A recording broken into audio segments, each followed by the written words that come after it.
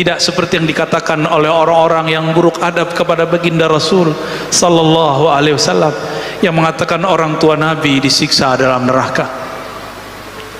Bagaimana adab dia kepada Rasulullah, bagaimana dia nanti kalau ketemu Rasulullah dia menyakiti Rasulullah dan mengatakan, "Hei Rasul, orang tua mau masuk neraka." Rasulullah tidak akan menyapa orang ini. Maka adalah seorang ulama murid Imam Ghazali bernama Ibn al-Arabi al-Maliki al-Ma'afiri. Apa kata beliau? Siapapun yang mengatakan orang tua Nabi masuk neraka, mal'unun, terlaknat ia.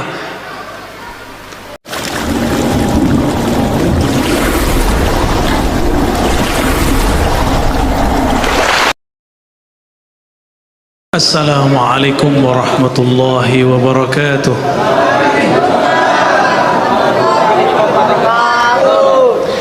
Alhamdulillahilladzi ja'alana min ummati sayyidina Muhammad sallallahu alaihi wasallam.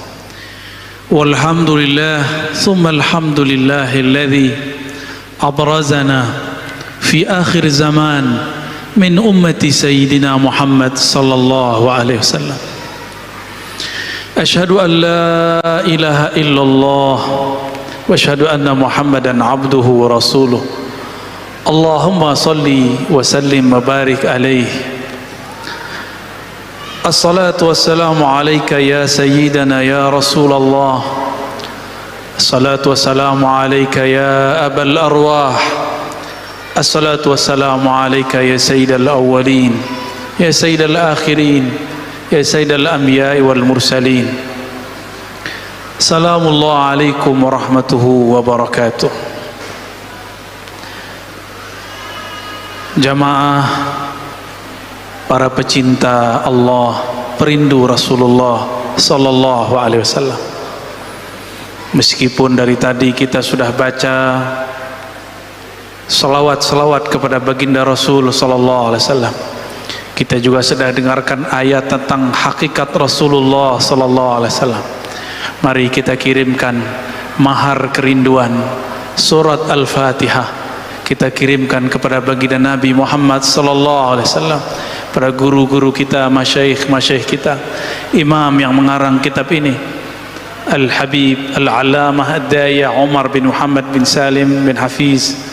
Begitu juga pengarang-pengarang kitab yang lain, Diaul Lami, Daiba, Al-Barzanji, kepada yang pertama kali menghidupkan Maulid Nabi, As-Sultan Al-Muzaffar Abu Sa'id Al-Kaukabari, kepada iparnya Salahuddin Al-Ayubi, merekalah yang menghidupkan majlis ini. Untuk mereka kita kirimkan mahar kerinduan, tanda terima kasih. Al-Fatihah. أعوذ بالله من الشيطان الرجيم بسم الله مالك يوم الدين إياك نعبد وإياك نستعين صراط الذين أنعمت عليهم غير المغضوب عليهم ولا الضالين. Semoga berkah bacaan Al-Fatihah, surat pembuka, Allah buka hati pikiran kita, Allah buka ruh kita yang selama ini terpenjara oleh nafsiyah, kedirian, keegoan kita. Amin ya rabbal alamin. Bagaimana cara menumbuhkan rindu? Kenalilah yang dirindui, cintailah ia, dengarkan kisah-kisahnya. Maka malam ini saya akan kisahkan sebagian dari kisah beliau. Tatkala Abdullah pulang ke rumahnya, Abdullah dinikahkan dengan Aminah bintu Wahab. Abdullah menyebutkan dirinya, ana zabihani. Maka Nabi Muhammad mengatakan, ana ibnu zabihain, aku adalah putra dari dua orang yang pernah akan disembelih. Pertama Abdullah, dan yang lebih awal lagi adalah Sayyidina Ismail alaihissalam. Dulu Sayyidina Abdullah pernah mau dibunuh, bukan dibunuh, dinazarkan, jika dia lahir maka Abdul Muttalib akan menyembelihnya. Diundi, undian ke-10 baru namanya hilang. 1 kali undian 10 kali domba, maka 10 kali undian 100 domba. Abdullah mengatakan, ana ibnu mi'ati ghanamin, aku seharga 100 domba. Mahal ya. Sayyidina Abdullah dinikahkan dengan Aminah itu karena Abdul Muttalib bermimpi ada pohon tumbuh dari dalam rumahnya. Pohon itu hanya menutupi sebagian, tapi kurang menaungi bagian yang lain. Esok hari datanglah ia kepada ahli takbir mimpi. Apa kata dia? Wahai Tuan, takbirlah mimpiku. Maka sang pentakbir mimpi mengatakan, pohonmu artinya adalah dari nasabmu akan tumbuh, akan muncul seorang pemimpin di tanah Arab. Tapi kepemimpinannya tidak sempurna kecuali dia dikawinkan dengan pohon satu lagi. Maka kawinkanlah dia dengan keturunan Wahab. Pulang dicarilah oleh Abdul Muttalib, apakah Wahab punya anak seorang putri? Ternyata beruntunglah, putrinya adalah seorang yang sangat amanah. Maka digelari, dinamai dengan Aminah. Abdullah hamba Allah menikah dengan Aminah, perempuan yang menjaga rahasia-rahasia. Menikahlah Abdullah, di dalam dirinya ada nur yang dulu ada dititipkan Allah kepada Nabi Adam, turun ke Nabi Syis, turun ke Nabi Idris, turun ke Nabi Nuh, turun ke Nabi Ibrahim, turun ke Nabi Ismail, turun kepada Bani Kinan, Bani Quraisy, terus Adnan, terus sampai kepada baginda Rasul. Dari Abdullah turunlah nur itu kepada Aminah. Aminah kemudian dipanggil Abdullah. Ia mengatakan, wahai istriku tercinta, aku mohon izin untuk berdagang seperti sedia kala. Berangkatlah Abdullah, pergilah ia ke tanah Syam. Tapi sebelum pulang, sebelum sampai di rumah, umur tidak panjang, betapa malang Aminah, masih muda sudah menjadi janda. Bagaimana nasib perut yang sudah ada isinya? Di situ ada jabang bari yang nanti lahir tanpa ayah, yatim sebelum dia lahir. Namun Allah tidak pernah tidur, tidak pernah lupa. Yang dititipkan Allah ke dalam perut Sayyidah Aminah adalah kekasihnya. Maka Allah Subhanahu wa taala hampir setiap malam, setiap hari mengirimkan kabar gembira, mengirimkan makanan-makanan surgawi kepada Sayyidah Aminah. Hamillah Sayyidah Aminah. Pada minggu-minggu pertama ia hamil, datanglah Sayyidina Jibril menyeru dari langit, ya Aminah, yang engkau kandung adalah Sayyidul Alamin, yang engkau kandung adalah penghulu alam semesta. Meskipun engkau menjadi janda, tapi Allah Subhanahu wa taala akan menjagamu, karena yang di dalammu adalah kekasihnya. Esok hari datang lagi Mikail, esok besoknya lagi datang lagi Adam. Datanglah nabi-nabi, nabi-nabi yang utama sampai nabi-nabi yang tidak disebutkan namanya. Mereka semua mengatakan, wahai Aminah, janganlah bersedih, yang engkau kandung adalah kekasih pemilik alam semesta. Maka Aminah tidak pernah merasa kesepian, meskipun suaminya tidak pernah pulang kecuali hanya namanya. Bayangkan jika ada di antara saudari-saudariku baru menikah, baru hamil, suaminya wafat. Malangnya nasib. Tapi Allah tidak pernah tidur. Allah hiburlah ibunda Rasulullah sallallahu alaihi wasallam. Jika dulu Sayyidatuna Maryam dikirimkan buah-buah surga, dijamin kedatangannya, maka yang di dalam perut Sayyidah Aminah lebih mulia daripada Sayyidina Isa yang dikandung Sayyidatuna Maryam. Tentulah penjagaan dan jaminan Allah lebih tinggi dan lebih besar kepadanya. Itulah yang membuat Sayyidah Aminah yakin hidupnya aman sentosa. Sejak saat itulah Aminah percaya di dalam perutnya ada seseorang yang dia akan menjadi nabi akhir zaman.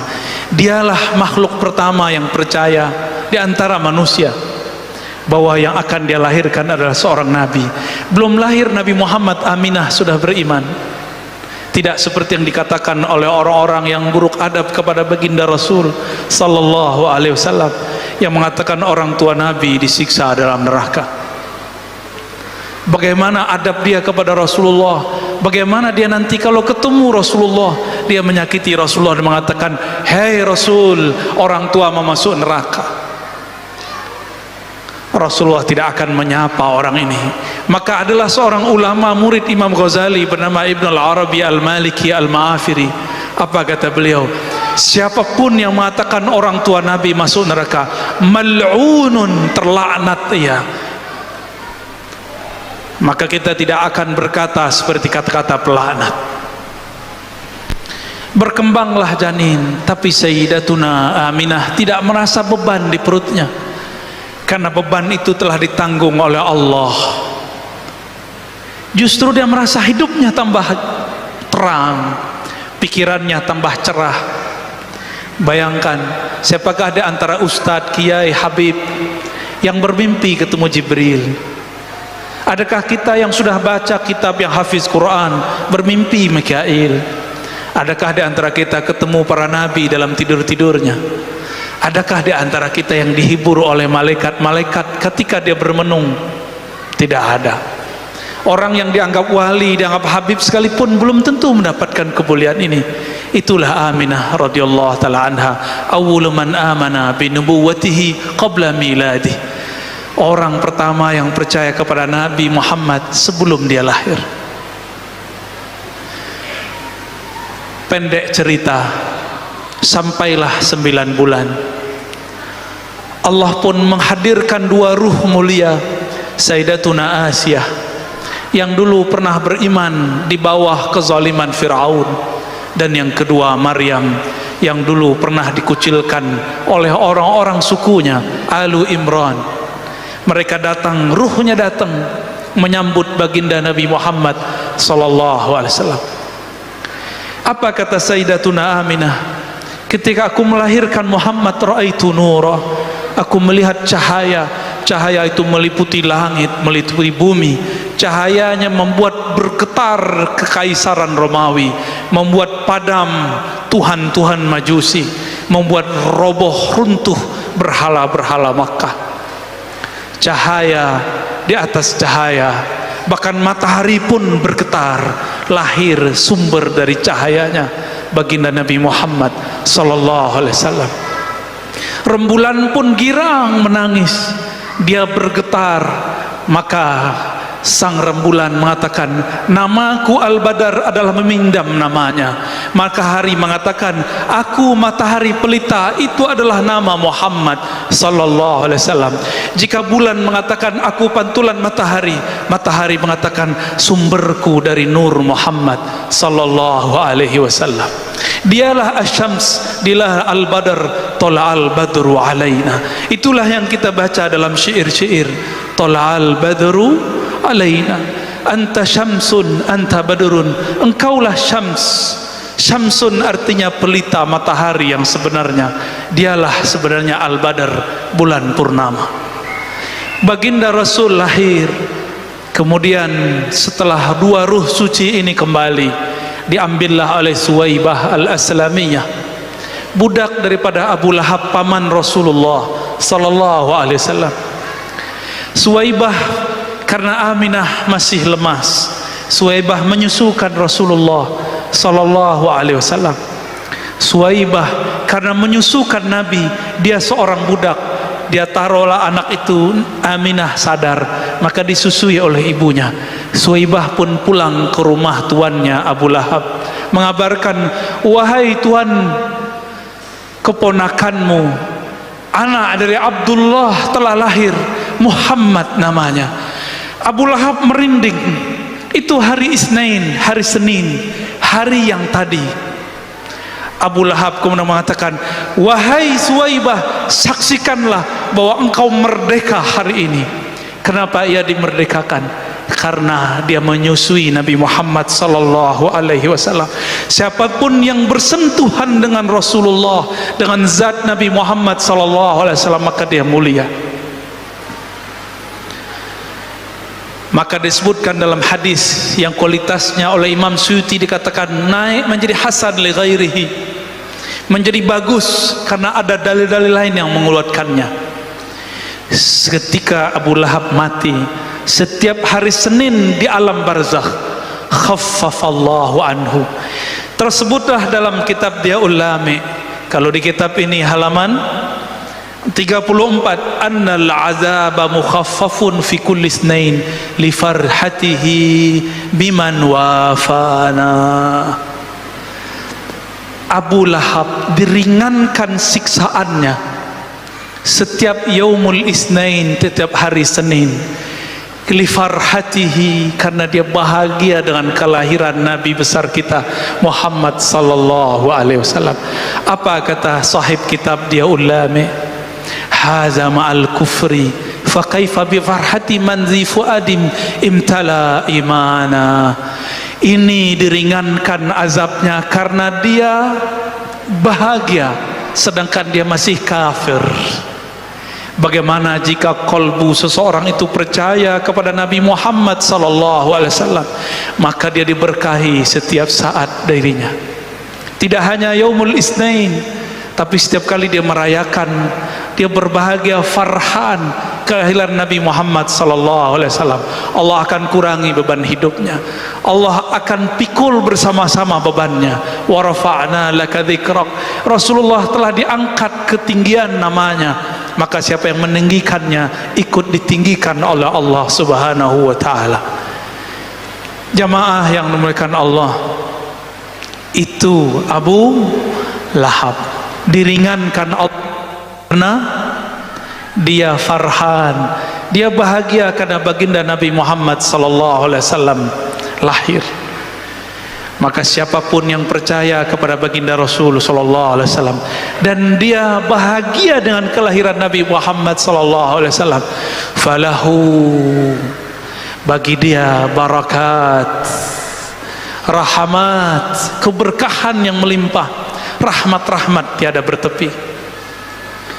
Suwaibah menyusui Rasulullah karena orang Arab Mekah saat itu punya tradisi menyusukan anaknya kepada selain mereka. Maka muncullah masa, adalah hari di saat orang-orang dari Bani Sa'diyah datang untuk menyusui orang Mekah. Sebanyak itu perempuan yang gemuk-gemuk, ibu-ibu yang baru melahirkan, tidak ada satupun yang minat Rasulullah SAW. Rasulullah SAW disodorkan ke ibu yang cantik, yang gemuk, kira-kira air susunya sangat banyak. Ternyata beliau tidak mau. Kenapa? Karena hampir semua perempuan yang berisi badannya, yang kenyal, yang sehat, itu ketika menyusui Rasulullah, dia susui anak si perempuan itu dahulu dengan kanannya, Rasulullah ke bagian kirinya. Rasulullah tidak mau meminum bagian kirinya. Berbeda dengan Halimah, dia Halimah sangat santun dan sangat sopan. Ketika dia mau menyusui Sayyidina Muhammad, maka diletakkan anaknya sebelah kiri, dia ambil Nabi Muhammad. Maka sang Nabi kecil langsung mau menyusui perempuan yang sangat kurus malang. Dia punya ternak-ternaknya banyak yang mati. Dia punya ternak domba yang bisa mengeluarkan susu, tapi susunya tiada yang keluar. Tapi semenjak dia mendatangi Nabi Muhammad dibawa pulang. Semua ternaknya gemuk, semua air susu pun mengalir. Diangkatlah oleh Allah derajat Halimah yang tadinya fakir, miskin, menjadi keluarga yang penuh diberkahi. Tadinya mendapatkan bagian sedekah susu, sekarang dia membagi bagian susu ke tetangga-tetangganya. Kenapa? Di rumahnya ada bayi kecil, Sayyidul Alamin, Sayyidina Muhammad sallallahu alaihi wasallam. Halimah, dia orang yang miskin tapi dia sabar. Rasulullah mengatakan, Allahumma ja'alni miskina, ya Allah, engkau kayakan aku, tapi jadikan styleku style orang miskin. karena dulu yang menyusukanku seorang yang miskin.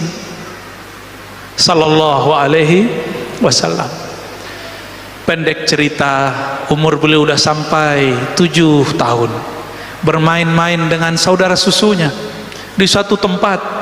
Beliau badannya biasa, badannya kecil, naik keledai bersama dengan saudaranya, anak Halimah Sa'diyah. Betapa lucunya Sayyiduna Muhammad berdua dengan saudara susunya di atas keledai. Keledai itu lebih rendah daripada onta, lebih rendah juga daripada kuda, tapi juga lebih besar daripada bighal. Sedang sekali jika ada orang berjalan di atasnya, lucu, sangat menarik sekali. Sampai di tengah jalan, apa kata Sayyiduna Muhammad kecil? Wahai saudara susuku, aku kehausan, aku pengen makan dan minum. Jika engkau berkenan, jemputlah ke rumah ibumu, aku sungkan kepada ibumu. Maka pulanglah dia. Tapi ketika dia pulang, balik lagi. Ketika dia balik, dia melihat Nabi Muhammad SAW sedang dibelah dadanya oleh 2 sosok bersayap, sangat besar, tapi wajahnya sangat indah. Kemudian si anak ini lari kepada ibunya. Wahai ibunda, kutila Muhammadun, kutila akhi Muhammadun, saudaraku dibunuh oleh 2 sosok yang tidak tahu dari mana. Halimah pun ketakutan, wajahnya pucat, bulu romanya merinding. Dia penuh ketakutan, dia panggil suaminya, wahai suamiku, anak kita Muhammad, anak kita dibunuh oleh seseorang. Dia menangis, dia berteriak, ya Muhammad, ya Muhammad. Ternyata sampai di sana Nabi Muhammad SAW main-main seperti sedia kala. Dia peluklah Nabi Muhammad SAW yang tadinya jantungnya hendak mau copot, tapi melihat Nabi Muhammad masih utuh sedia kala, dia bahagianya bukan main. Ternyata anakku, anak susuku masih hidup, sumber keberkahanku masih hidup. Walhasil Sayyidatuna Halimah mengatakan kepada suaminya, wahai suamiku, anak kita bukan anak biasa. Dia dicari bukan hanya oleh orang di bumi, tapi seperti yang dikatakan Muhammad. Ketika kita tanya, ya Muhammad, siapakah 2 makhluk itu yang diceritakan saudara susumu? Beliau mengatakan, aku melihatnya turun dari langit. Halimah geleng-geleng kepala, ini bukan manusia biasa. Wahai suamiku, kita mungkin bahkan salah adab kepada anak ini. Jangan-jangan anak ini pilihan Allah Subhanahu wa ta'ala. Besok kita kembalikan ke ibunya. Besok dia datanglah kepada Sayyidah Aminah.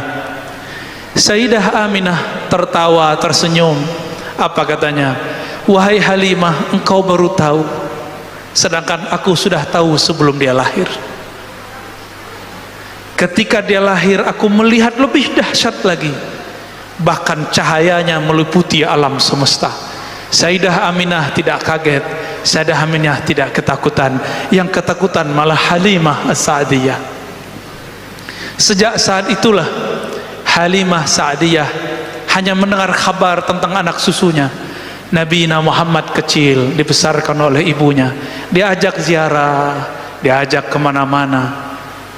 Nabi Muhammad SAW kecil, tapi pembicaranya seperti orang besar. Berkalam tauhid ahad, ahad. Tidak pernah masuk ke dalam Masjidil Haram lalu menyembah Latta dan Uzza. Beliau tidak pernah menyembah satu berhala pun, tidak pernah meminum satu teguk khamar pun, tidak pernah maling satu buah pun, tidak pernah mematahkan satu ranting pun. Baginda Nabi Muhammad sallallahu alaihi wasallam, ketika beliau mulai menjadi anak-anak, mulai remaja, beliau disuruh oleh kakeknya dan pamannya, diberi tugas menjadi seorang pengembala domba. Pengembala domba itu harus punya sifat. Sifatnya sifat sabar, tiada batas. Harus rigid, harus tahu ada domba, ada kambing yang tidak ikut serta. Dan tidak boleh mengambil satu pun sampai lapor kepada tuannya. Nabi Muhammad belajar di situ amanah. Beliau belajar di situ bagaimana sabar. Jangankan manusia, domba pun beliau sangat sayang. Nabi Muhammad kecil kemudian berkembang jadi dewasa. Sebelum beliau berumur 20 tahun terjadi perang di antara orang-orang Arab. Nabi pun ikut berperang. Kemudian selesai perang, terjadilah rapat besar di Ka'bah. Orang-orang di Ka'bah, semua suku sepakat untuk merenovasi masjid pertama di alam semesta. Mereka runtuhkanlah Ka'bah, dibangunlah Ka'bah yang baru. Tapi ketika mereka hendak menaikkan Hajar Aswad, semuanya merasa berhak. Ada 4 suku, semuanya mengatakan aku lebih tua. Yang satu mengatakan aku paling banyak memberi donasi. Yang lain mengatakan aku, kami. Di saat seperti itu datanglah Sayyidina Muhammad SAW menawarkan suatu penyelesaian masalah. Apa kata beliau? Wahai tuan-tuan, wahai paman-pamanku, kakek-kakekku, maukah kalian aku tunjukkan cara yang paling mudah, semuanya kebagian. Maka beliau turunkan ridaknya. Ini namanya ridak selendang. Selendang ini dipegang satu sudut oleh satu suku, dan suku yang lain. Lalu Nabi Muhammad mengatakan, saksikanlah, izinkan aku mengangkat batunya, lalu kalian taruh ke Ka'bah.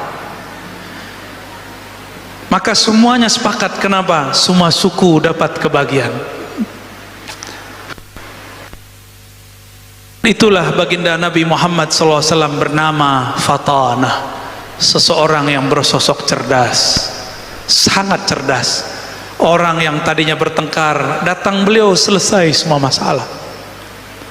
Suatu kali beliau diajak oleh Abu Talib, paman beliau. Wahai Muhammad anakku, kata Abu Talib, karena Abu Talib adalah abang kakanda daripada Abdullah. Ikutlah aku berdagang ke negeri Syam.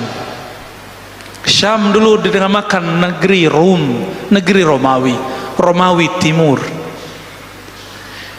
Bahasanya bahasa Yunani, bahasa Romawi. Dua bahasa itu dipakai. Makanya ibu kotanya dalam bahasa Arab disebut Dimashq, dalam bahasa sana disebut Damaskus. Ada us menunjukkan bahasa asli sana. Diajaklah Nabi Muhammad SAW remaja untuk berangkat ke negeri Syam.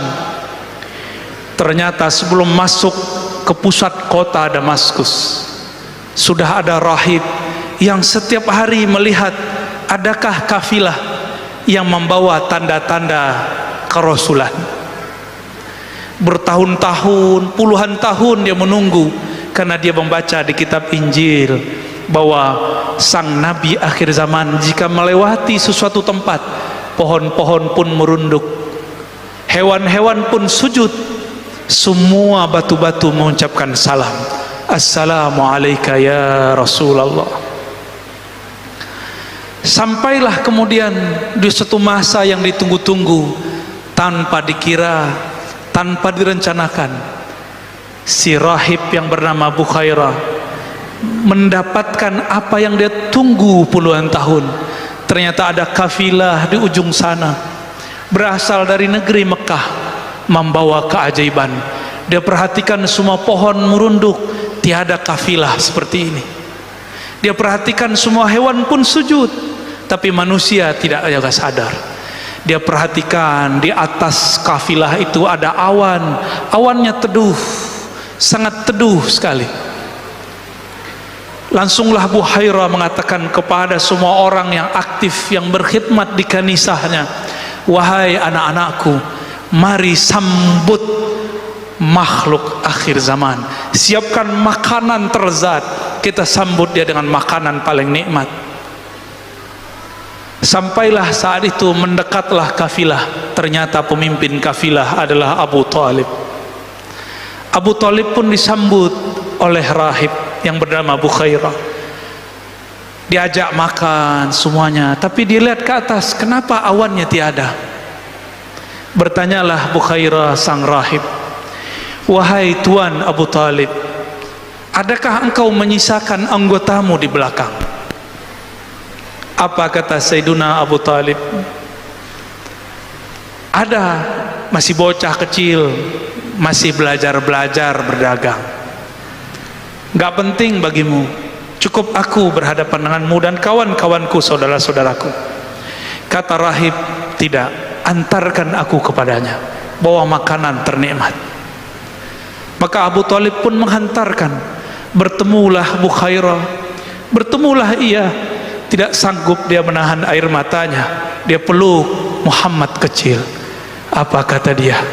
Hadza sayyidul alamin, ini adalah penghulu alam semesta. Abu Talib pun bertanya, wahai Bukhairah, apa-apaan engkau? Apa buktinya? Kenapa engkau mengatakan ponakanku ini, anakku ini adalah penghulu alam semesta? Apa kata Bukhairah? Di dalam kitab suci kami ditulis, Nabi akhir zaman tiadalah melewati suatu pohon kecuali pohon runduk kepadanya, melewati suatu gunung, bebatuan pun mengucapkan salam kepadanya. Tiadalah hewan melewatinya kecuali sujud kepadanya. Aku memperhatikan dia semenjak engkau datang dari sudut jalan sana sampai di tempat ini. Inilah Sayyidul Anbiya wal Mursalin, penghulu semua nabi, penghulu semua nabi dan rasul. Tercenganglah Abu Talib, ternyata keponakannya bukan sembarang orang. Wajar, ini anak dari sosok Abdullah yang harganya 100 domba. Akhirnya Bukhairah mensabdakan kalamnya. Apa katanya? Wahai Abu Talib, tolong dengarkan kata-kataku. Pulangkan anakmu hari ini juga, jangan bawa ke dalam kota. Jika orang-orang Rum mengetahui ciri-ciri anakmu, mereka akan membunuhnya. Sayaqtuluna. Dalam riwayat yang tidak disebutkan, terjadilah dialog panjang Bukhairah dengan sang Nabi. Karena sang Nabi tidak pernah syirik, sang Nabi selalu berkalam-kalam tauhid. Disitulah sempurnanya tauhid Bukhairah. Disitulah dia sudah percaya kepada Nabi Muhammad sebelum beliau mendakwahkan kenabiannya. Itulah kesempurnaan Bukhairah. Dia mendapatkan dua keutamaan, iman ke Nabi Isa, iman ke Nabi Musa. Dia juga iman kepada Nabi akhir zaman. Setelah itu tidak disebutkan lagi kabar. Dikirimlah seseorang untuk mengantarkan Nabi Muhammad pulang. Nabi Muhammad pun kembali menjadi pengembala domba. Bukhairah tidak dikabarkan kecuali dia wafat. Sempurna imannya. Dia berdoa, ya Rabb, hajatku telah sampai. Aku telah bertemu sang Nabi akhir zaman. Jemputlah aku. Meninggallah ia. Ditutuplah kanisahnya. Sallallahu alaihi wasallam. Itulah Nabiuna Muhammad sallallahu alaihi wasallam. Ia jika ditemui oleh bebatuan, batu mengucapkan salam kepadanya. Salam itulah yang antum baca tadi. Ya Nabi, salam alaik. Salam itu dimasukkan ke dalam kitab yang berisikan madaih, maulid. Itulah yang kita baca. Karena kita malu kepada pepohonan, malu kepada hewan-hewan, malu kepada bebatuan. Batu yang keras kenal Rasulullah. Betapa keras kolbu ini. Orang mahalul qiyam disebut assalamu alaika, ya Nabi salam alaika. Tapi hati ini tidak berketu juga tersentuh, tidak juga merinding, tidak juga bergetar. Betapa bohongnya kita. Disebut namanya tidak bersolawat, disebut kisahnya tidak merinding, disebut sifat-sifatnya tidak merindu. Bagaimana kita mengikuti syair kullul qulub, semua kolbu kepada habibnya, ilal habibi, kepada kekasihnya pasti condong. Jika disebut nama kekasih, pasti air matanya mengalir. Inilah yang ditahan-tahan para perindu, inilah yang ditahan-tahan para pecinta.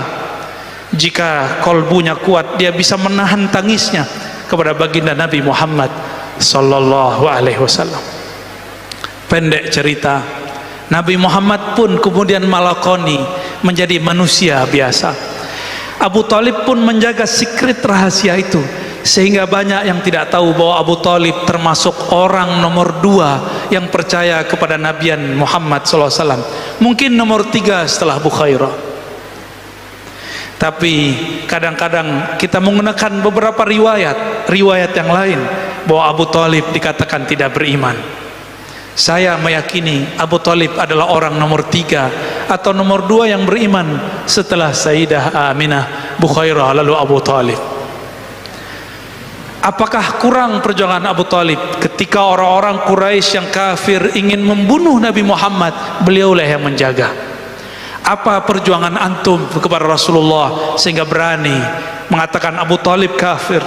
Adakah yang menjaga Rasulullah SAW seperti Abu Talib? Adakah yang berkorban hidup matinya untuk Rasulullah seperti Abu Talib? Maka beradablah kepada Rasulullah. Hentikan kata-kata Abu Talib finnar, kata-kata Abdullah finnar, kata-kata Aminah finnar. Itu kata-kata yang membuat Nabimu sedih, kata-kata yang membuat Nabi Muhammad tidak suka. Suatu kali Zainab binti Abi Lahab datang kepada Rasulullah menangis. Wahai pamanku Rasulullah, aku dicaci maki oleh orang-orang yang merupakan sahabatmu. Apa kata mereka? Ya binta ahlin nar, wahai anak penduduk ahli neraka Abu Lahab. Aku sedih wahai Rasulullah. Maka orang yang memanggil Zainab dengan panggilan ejekan ini disidang oleh Rasulullah. Lalu Rasulullah mengatakan, la tuhzil ahya bil amwat, jangan kamu sakiti orang yang hidup karena perilaku orang yang mati. Betapa menyakitkan ketika ada orang yang mengatakan hari ini kedua orang tua Nabi masuk neraka. Nauzubillah summa nauzubillah. Wajar jika Ibnul Arabi mengatakan mal'un, terlaknat. Kalau terlaknat berarti 11-12 dengan syaitanir rajim. Nauzubillah min. Wajar dia kurang ajar kepada guru-guru kita, kurang ajar kepada zuriat Nabi, kurang ajar kepada ulama-ulama kita, kepada orang tua Nabi pun dia kurang ajar. Maka mari selamatkan masjid-masjid kita dari mereka, selamatkan anak-anak kita daripada ajaran-ajaran mereka. Jangan sampai anak-anak kita, saudara kita kesusupan kegelapan kufriyahnya iblis. Nauzubillah min dzalik. Bapak saudara makan Allah, itulah beberapa kisah yang dapat saya bagikan tentang baginda Nabi Muhammad sallallahu alaihi wasallam. Jika diteruskan, bisa saya yang tidak kuat, bisa antum yang menjerit. Semoga cinta ini sampai kepada baginda Nabi Muhammad sallallahu alaihi wasallam. Ya Sayyidana ya Rasulullah, wahai baginda Rasulullah, kami malam ini berkumpul di masjid yang nama masjidnya pun diambil dari gelarmu, Masjid Nabawi. Izinkan kami meneguk air haudmu, air telagamu nanti, wahai Rasulullah. Wahai Rasulullah, terimalah salam dari kami, terimalah rindu dari kami, terimalah cinta dari kami. Ya Allah, kalbu ini lebih keras dari batu, kalbu ini lebih susah diatur daripada binatang, kalbu ini lebih gelap daripada semua kegelapan. Namun berkat cinta kami kepada Nabi Muhammad ya Allah, maka beri cahaya di kalbu kami ya Allah, lembutkan hati kami yang keras ya Allah. Ya Allah, kalbu kami sangat keras ya Allah, disebut namanya kami tidak tersentuh ya Allah, disebut namanya kami tidak rindu ya Allah, disebut kisah-kisahnya kami pun tidak bisa membayangkan hidup bersamanya ya Allah. Maafkan kami ya Allah, ya Afu ya Karim ya Ghaffar ya Ghafur, bihaqqi Sayyidina Muhammad, dengan kebesaran Nabi-Mu ya Allah, Jadikan kami yang hadir malam ini, yang menyaksikan maulid Nabi Muhammad sallallahu alaihi wasallam, orang yang Engkau ringankan beban hidupnya, yang Engkau ringankan dosa-dosanya, yang Engkau ringankan azab-azabnya, yang Engkau tutup semua kegelapan kami dengan cahayamu. Berapa banyak pun dosa kami ya Allah, namun jika rahmaniahmu, kasih sayangmu melimpahi kami, semuanya akan melimpahi, semuanya akan menutupi kami ya Rabb. Allah masturna bisitrikal jamil. Ya Allah yang maha indah, kami ini tidak indah ya Allah, amal kami sangat buruk ya Allah, batin kami sangat busuk ya Allah, namun dengan keindahan keharumanmu ya Allah, maka harumkan kolbu kami dengan nama Nabimu ya Allah. Rabbana atina fid dunya hasanah wa fil akhirati hasanah wa qina adzabannar. Ya Allah, berikan yang kami yang hadir malam ini kebahagiaan di dunia dan di akhirat, berkah Nabimu Sayyidul Awwalin Sayyidul Akhirin. Jika kami dibangkitkan nanti di padang mahsyar, izinkan kami mendapatkan tanda pengenal, cahaya yang memancar di wajah kami, cahaya bekas wudu, cahaya sujud, sehingga Nabimu mengenali kami. Jangan jadikan kami orang yang mengatakan ya Rasulullah, tapi Rasulullah tidak menoleh kepada kami. Jangan jadikan kami ya Allah orang yang mengaku umat Nabi Muhammad, tapi Nabi tidak mengakui kami. Jadikan kami ya Allah tanpa mengaku pun Nabi menjemput kami. Ketika kami ditimbang, kami diberi syafaat, dibantu oleh Rasulullah. Ketika kami ditanya dalam kubur, Nabi membersamai kami. Ketika kami berjalan di siratmu, kami dibimbing oleh Rasulullah. Ketika kami antri di depan pintu-pintu surgamu, jadikan kami mendapatkan syafaat Nabimu sallallahu alaihi wasallam. Wa sallallahu ala sayyidil awwalin sayyidil akhirin sayyidina Ahmad sayyidina Muhammad wa ala alihi wal mahdi khalafatihi wa sallim. Walhamdulillahi rabbil alamin.